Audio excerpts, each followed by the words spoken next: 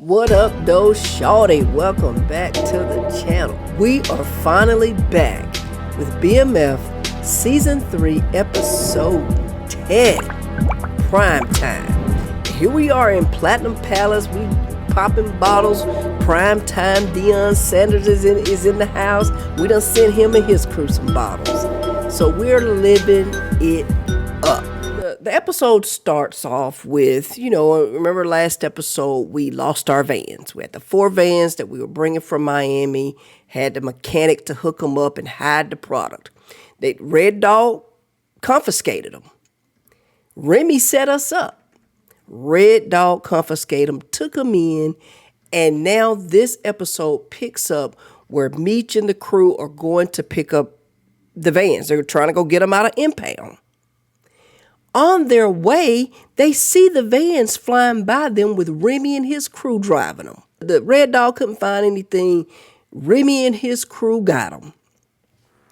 So Meech comes up with a plan to say, hey, we got to continue what we started with Claude and getting some of Remy's guys to flip on him because Claude had some ready to flip.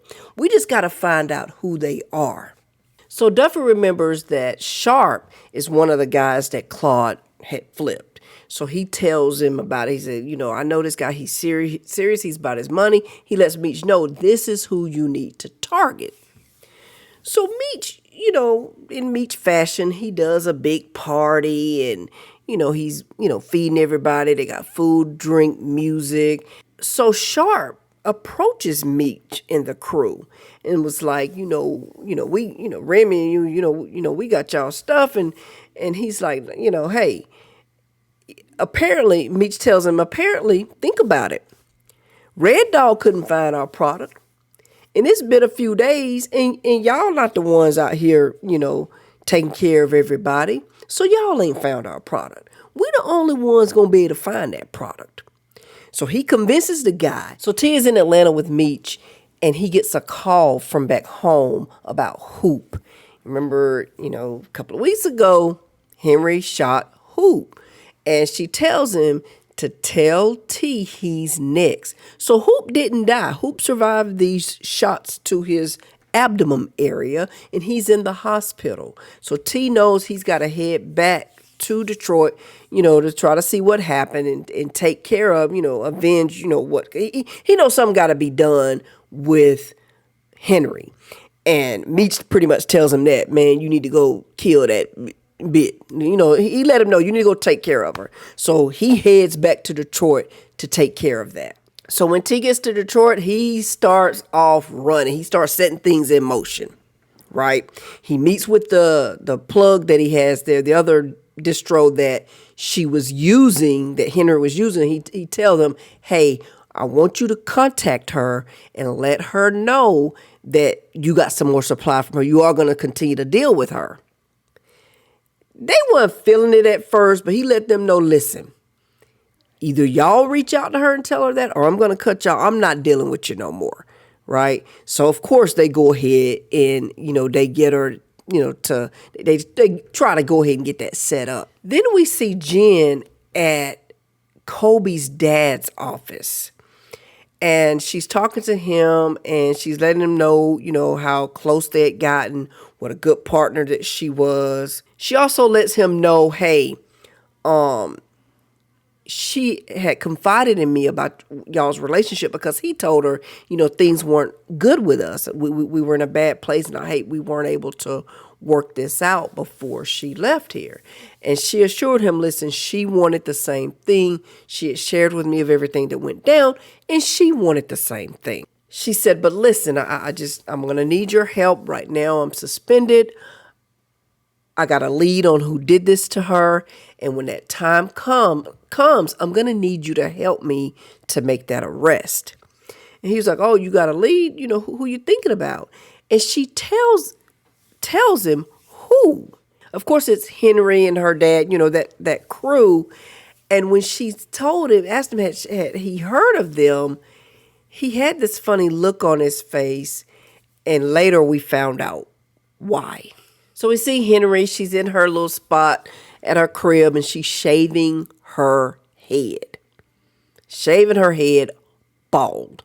So, usually a lot of times when people start shaving their head off, you figure something mentally might be going on, and we all know she's a little crazy anyway. But she shaves her head, and Jen comes over, and they're chilling, they're vibing. Jen tells her she likes her new look, and she lets her know that, hey, my cousin had been trying to get me to do it. I'm doing it in his honor. I went ahead and did it in his honor. And as they start, get ready to get comfortable and cozy, Henry gets a call. She goes and takes the call, and it's her dad. And her dad is telling her about Jen. He's outing Jen to her, letting her know who her girlfriend is and what she has on her. That she's the cop, she's trying to put in this murder, blah, blah, blah. And of course, we know Henry. She gets all uptight about it because, hey, she feels played. So she gets off the phone and she goes over to Jen, and, at first she's acting like, they get ready to get busy or whatever. And she puts her hands around her neck and just gets really, really rough. And then Jen lets her know, hey, you're hurting me. And then she just comes out, let her know you playing games. I know exactly who you are. You trying to get something on me. Detective Jen, she lets her know. Well, what she doesn't know is that bug is planted in her cane. So Brian is out in the car and he hears all this. And he comes a running. And Jen ain't no scrub. She's a cop, so she knows how to maneuver, and she, was able to maneuver out of the chokehold by hurting her and starts running. Well, she's bussing on Jen. Jen's running, and old girls are bussing. Of course, Jen made it out unscathed. Bryant comes in. He catches Henry in the leg.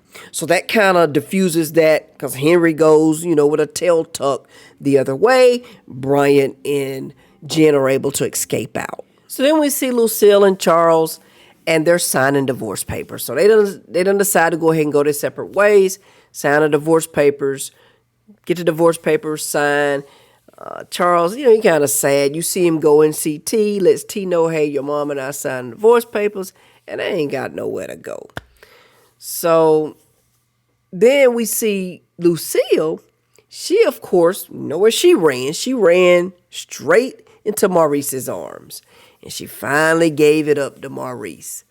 Well, after she gives it up to Maurice, of course, she's on cloud nine. She's laying in the bed, cuddling, talking, and just doing a little too much because she's talking about her future and she's happy, she found him. Her and Charles got married too young. They've been out of love. And then, when he cheated on her, that gave her a way out. And she's happy I guess he got to thinking like, he was smart enough to know,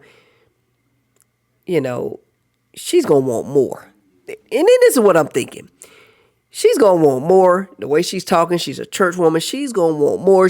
I think that reality hit him at that moment. She's going to want more from me. So he went ahead and let her know, listen, I got a confession to make. I need to let you know something.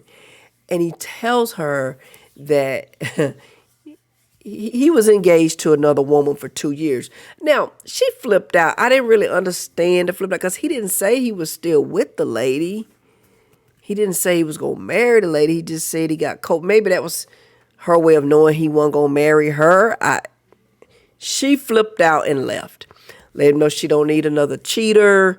Pretty much like he just as bad as Charles. And she left. She just flipped out and left. It was a reality check for her, which is kind of good, I guess, because she ended up going to take the assistant pastor position at the church. So maybe, she'll move on with her life that way. Charles is going on tour with the band. He'll be able to move on with his life. And Maurice can just be out there, dibbling and dabbling, doing what Maurice is going to do. But I'm glad that's over with. So we're back in Atlanta. Remember at the picnic, Meech convinced Sharp that, hey, this is the move. You need to be with us because nobody's getting in our van. Nobody's going to be able to get to that product that we have stashed in our vans. The compartments are just too good. Our mechanic is just too good. So he convinces him. So He takes them to the warehouse where Remy's keeping the vans. And he was like, you're going to have to show me proof that you can get to the product first before I give you the keys. Because, of course, time they walked in, Meech was like, where the keys at? He said, y'all got to show me proof that you can, get to the product. So they made him turn around because they didn't want him to see, And they got 2 packs out, gave them to him, in good faith. Now, what I didn't catch, and if anybody caught it, let me know. I didn't catch if he got hemmed up in the crossfires because of course Remy showed up. When he walked in, he told him Remy was going to walk the kids to school, but Remy was already figuring something was brewing, so he had a crew. They popped up there. Somebody let him know, alerted him, and they popped up there. And they started bussing. By that time, Meech and his crew had already hopped in the vans, and they were able to skirt up out of there. Everybody was bussing, and they got up out of there with the vans and the product. So, Meech and his crew, which is why they're celebrating in this picture here, they good. Angel tells Meech, later on that, she's going to leave Atlanta. She's going back to her hometown. And if that was mentioned again in this episode, I missed it. Don't know where her hometown is. But she's leaving Atlanta. And Meech told her, listen, Atlanta's my new home. This is where I'm going to be. If you ever want to see me, you know where to come. So I don't know if we're going to be seeing her, in next season or if she's just done. Pretty sure she's done.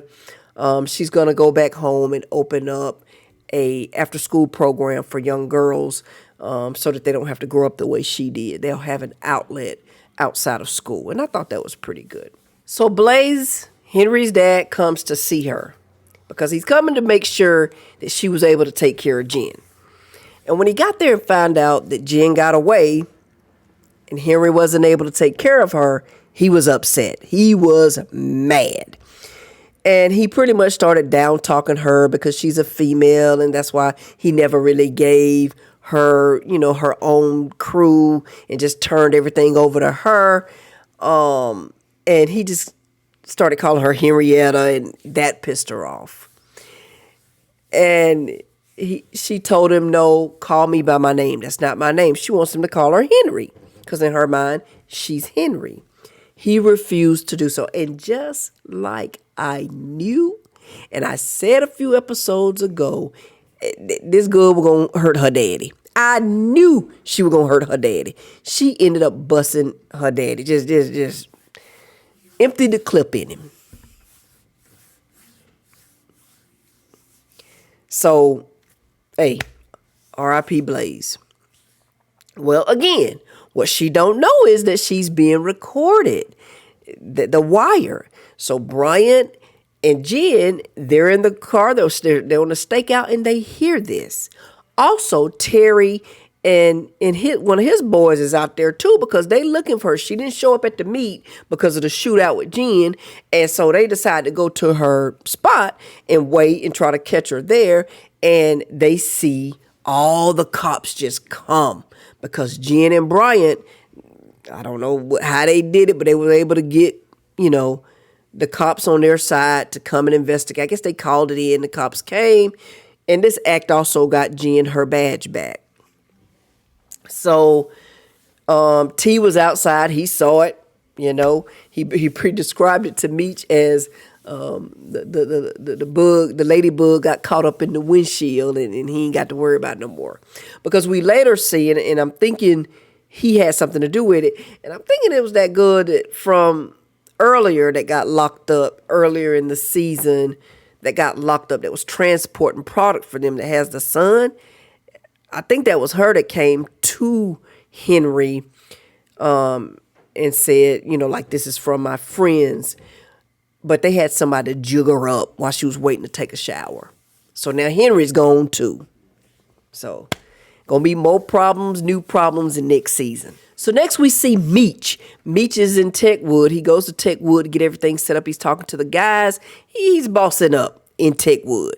In walks Remy. Oh, he's a ranting and a raving, and you got some nerve on my turf and get the, he just carrying on ridiculous. Not knowing that all these boys are with Meech now. And he goes to threaten Meech, and boy, they all pulled up on him. They upped on him. And it was at that moment he realized he's by himself. So after that, when they made him leave, you see him outside. He's sitting in the car and he's looking and he done lost all his friends. He's lost everything. And he cops of water from one of the water boys. And then somebody just walked up and popped him in the head. So now Remy's gone. Now, all the threats, Detroit and Atlanta, are gone. So they're setting up for next season. So then we see T, he's on the phone. He's trying to call Markeisha. She's not answering. You remember she said she wasn't going to talk to you no more, T.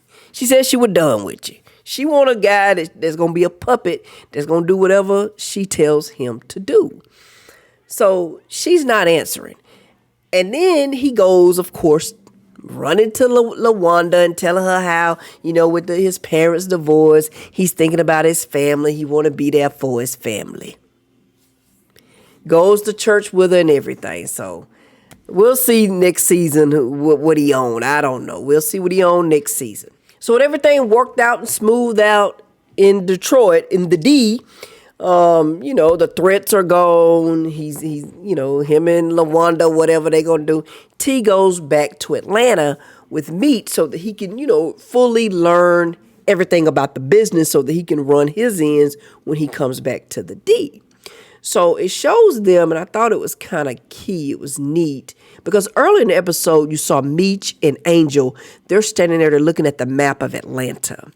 And this is when she was telling him that Remy's never going to give it up. And he's like, that's light work. He wasn't really worried about Remy. But fast forward when T comes back to Atlanta and he walks up and Meech is looking at the map. He done threw away the Atlanta map. He got a whole USA map. He got the whole map up there. And he was like, we're going to take over the nation. So Meech is thinking about taking over the nation. His mind is still going. He's forward thinking things through. So the last scene of the episode, they're in the club, and this is when they, throwing up everything and they celebrate. When they're in the club, you see Angel.